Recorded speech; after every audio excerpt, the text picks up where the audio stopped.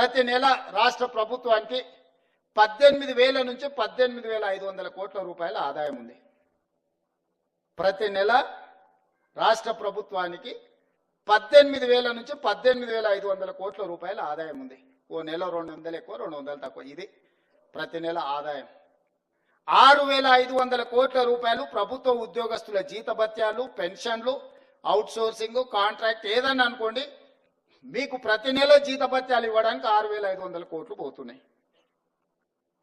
ఇంకొక 6,500 కోట్లు అయ్యగారు చేసిన అప్పులకు తప్పులకు ప్రతి నెల 10 తారీఖు లోపల కట్టాల్సి వస్తుంది. 7 లక్షల కోట్ల అప్పులు చేసిండు, కాళేశ్వరం లాంటి తప్పులు చేసిండు. ఈ రెండింటి కలిపి, అప్పులకు తప్పులకు కలిపి, ఇష్టం ఉన్నా లేకపోయినా, నాకు నచ్చినా నచ్చకపోయినా ఆయన నాకు ఇచ్చిన నజరానా ఏందయ్యా అంటే ప్రతి నెల 6,500 కోట్ల రూపాయలు నేను అప్పులోకి కట్టాల్సిందే. నేను ఒక పూట ఉపాసం పండినా బ్యాంకులో, రిజర్వ్ బ్యాంకులో పడంగానే వాళ్ళే గుంజుకుంటారు, నన్ను అడగను కూడా అడగరు. ఇది ఒక డబ్బా నా ఆదాయం. ఇందులో ప్రతి రూపాయి పడంగానే 1 తారీఖు నుంచి 10 తారీఖు లోపల ఈ అప్పులు ఇచ్చిన బ్యాంకులు, రిజర్వ్ బ్యాంకు నుంచి అటే తీసుకొని పోతారు. 6,500 అటు పోయినాయి. మీరు మా బంధువులు, ఆత్మబంధువులు కాబట్టి 6,500 కోట్లు మీ ఉద్యోగస్తులకు ఇస్తున్నా. 13,000 కోట్ల రూపాయలు అయిపోయినాయి. ఇక నా దగ్గర ఎంత మిగిలిందా అంటే 5,000 నుంచి 5,500 కోట్లు. ఇక నేను మిమ్మల్ని అడుగుతున్నా, ఈ 5,000 నుంచి 5,500 కోట్లల్లా షాదీ ముబారక్, కళ్యాణ లక్ష్మి, పెన్షను, రైతు రుణమాఫీ, రైతు భరోసా, ఇట్లా 25-30 ప్రభుత్వ సంక్షేమ పథకాలు ఉన్నాయి.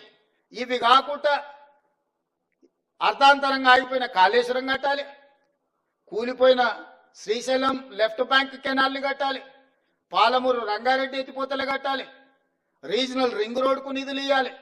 ఈ రాష్ట్రంలో ఏం అభివృద్ధి చేయాలన్నా కూడా ఇందులో నుంచే తీయాలి.